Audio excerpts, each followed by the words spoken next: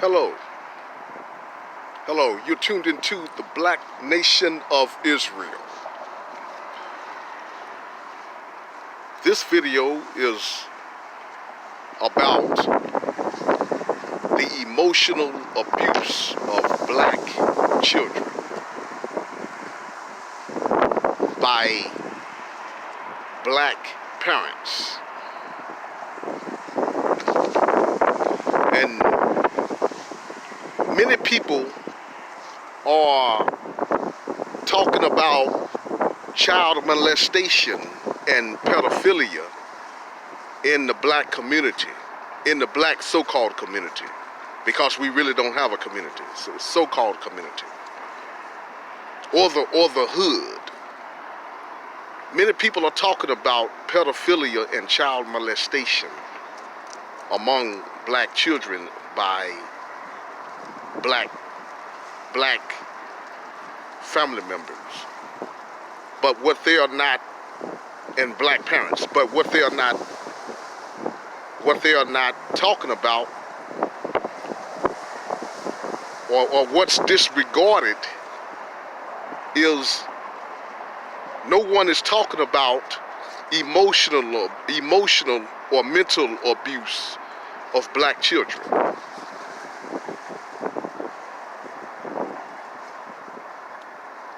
No one is talking about it. And it is happening every day in the hoods and in the ghettos of America. It's happening in my own city. Before I bring out some scriptures, I see it all too often with single black mothers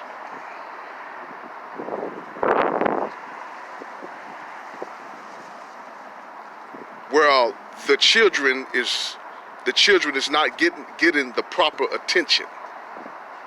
The children is crying and the mother is on the phone. And this is in the scriptures. That's child neglect. And she doesn't have a care in the world. And just because the father is not around doesn't mean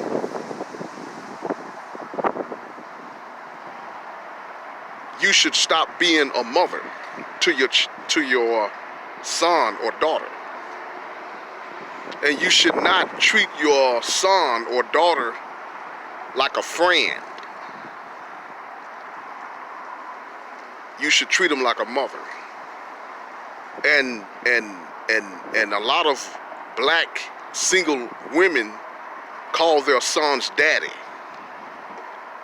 That is, I think that is wrong, because you are confusing your son.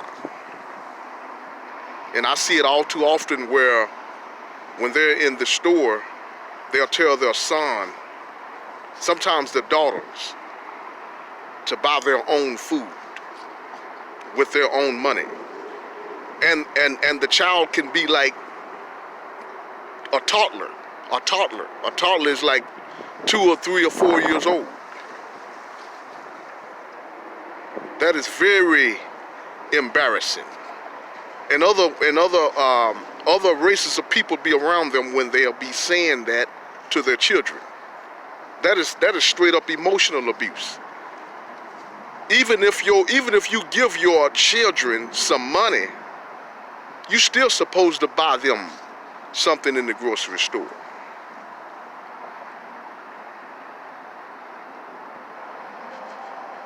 You see, that is straight up emotional abuse. And then yelling at them and calling them all kinds of profanity words, the N-word, boy, and saying that just because he's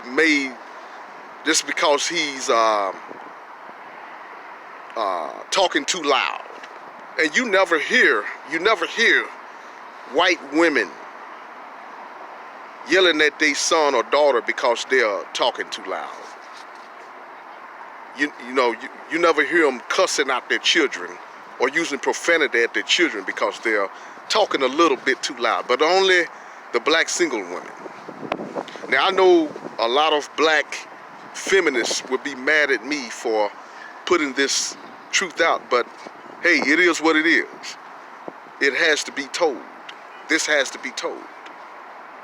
You see.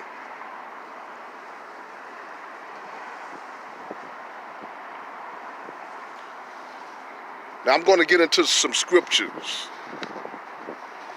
I'm going to get into some scriptures here. And also another thing, before I get into some scriptures.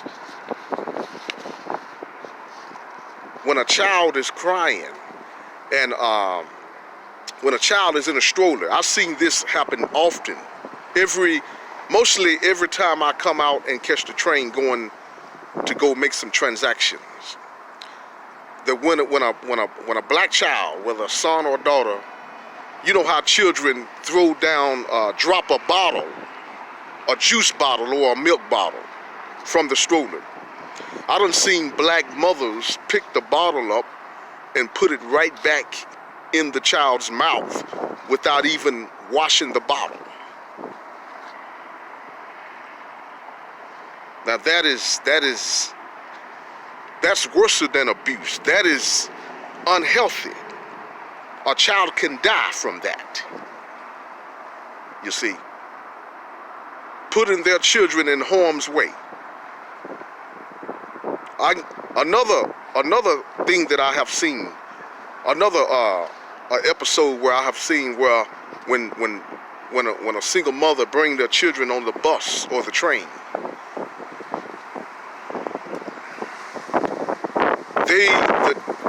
the mother would not hold their hand while they're walking on the bus. When common sense will tell you when the bus is moving, you're supposed to make sure your child is safe by holding his hand.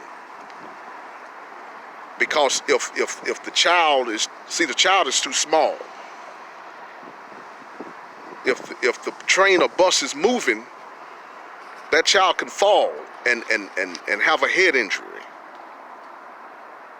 You see.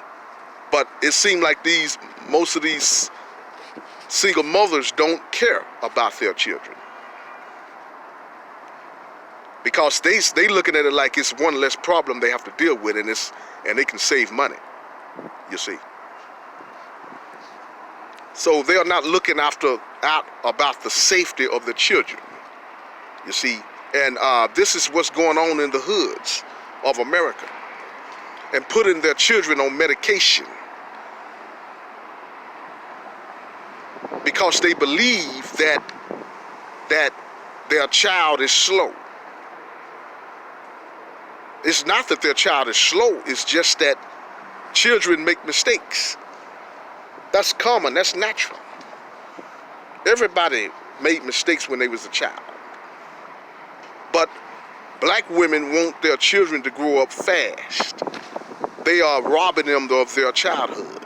And that's very detrimental to black children and to the black family. Because without the children, we won't have a future. What did the Bible say? The Bible said a child shall lead them. That's what the scriptures say. You see.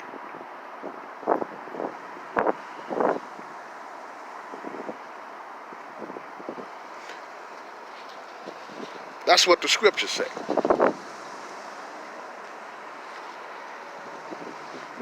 Without the children, we won't have a future. We will be non-existent. Somewhere in a museum somewhere, you know.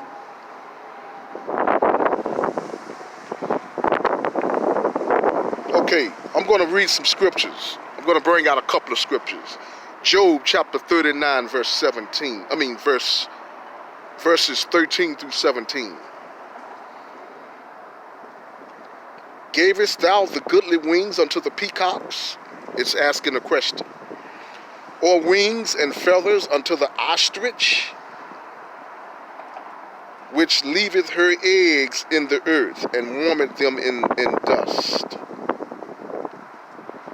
And forget it that the foot may crush them, or that the wild beast may break them.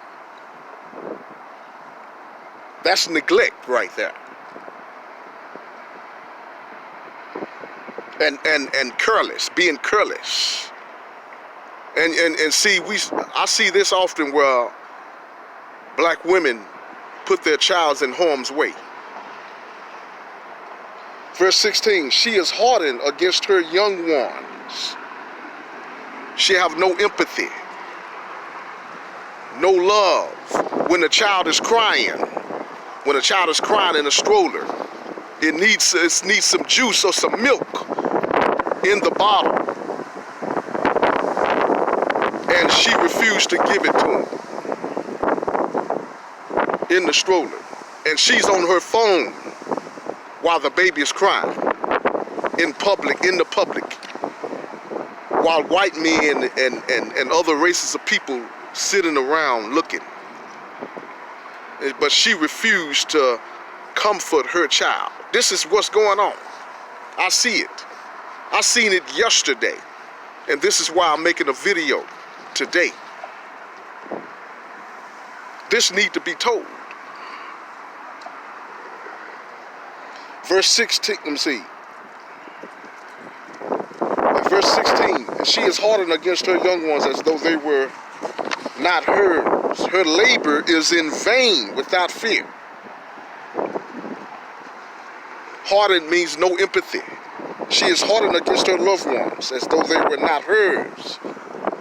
While she's on her phone, it's like as if she's abandoning her child while her child is crying. It's just a child. We all have cried and made mistakes when we was a child. We all have cried. That's natural. The child didn't ask to be born, you see. Moving on, okay, continuing in verse 16. Her labor is in vain without fear. In other words, when she became pregnant, it's all in vain because she's not caring for her young one. She don't have no love or no empathy for her young one. So her pregnancy is all in vain. And this is why some of them abort their children. Most women abort their children. Most black women, when they in this mind state.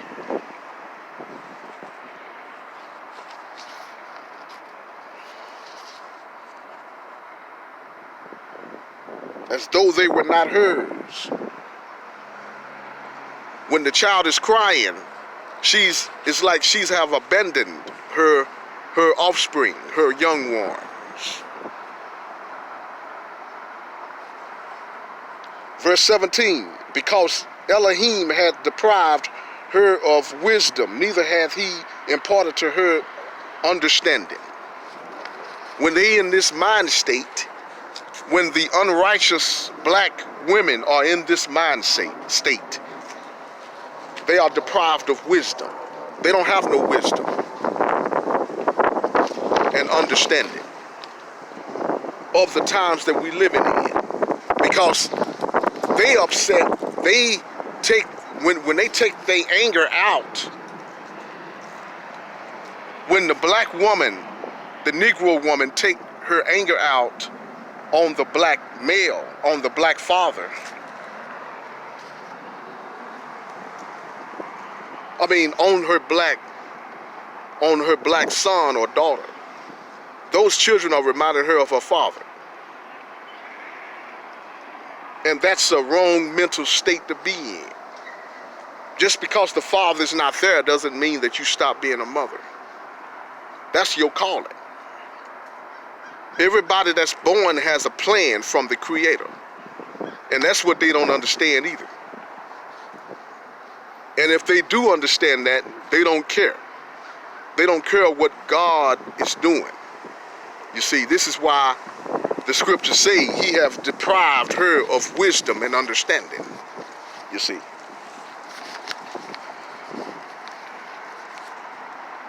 Colossians chapter 3, verse 21. Okay, this is to you fathers. The fathers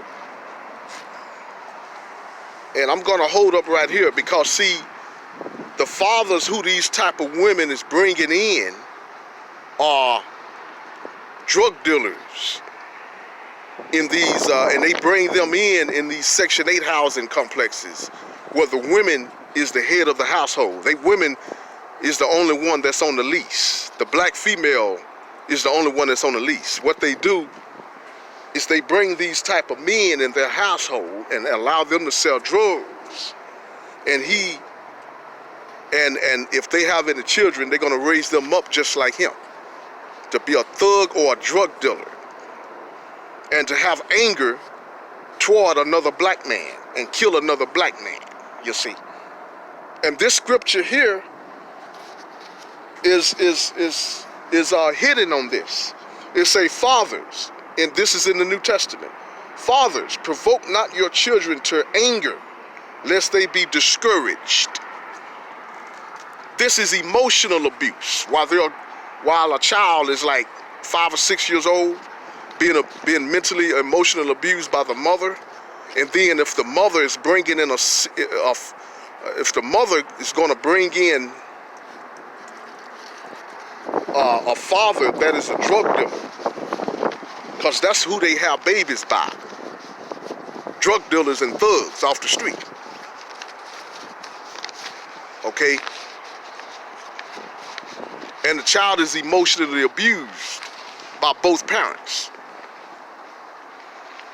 They're under pressure to have the thug mentality, to have that thug drug dealing mentality, which is detrimental to the black family. There's no future in that. That child is gonna, by the time he's 17 years old, he's gonna be mentally destroyed. To rebel against the elders, the older elders, to go against them, who is living a good, decent life, that's going to work, trying to make ends meet, and not breaking the law, getting a decent, honest wages of living. They are taught to go against that. You see, and to be, Colossians 3:21 is hitting on emotional abuse, because when it says, the key word is discouraged, the child will lose hope and not care. If the parent is putting emotional abuse in his mind, treating him, emotionally abusing him. That's what I'm trying to say. The child will be discouraged. And all kinds of problems can happen. And you're sowing, what you're doing is you are sowing a bad seed. And karma can come back on you too. Because you are raising up monsters. And those children can rise up against you. See, what you sow is what you reap.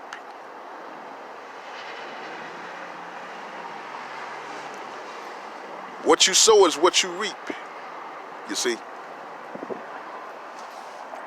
Evil begets evil.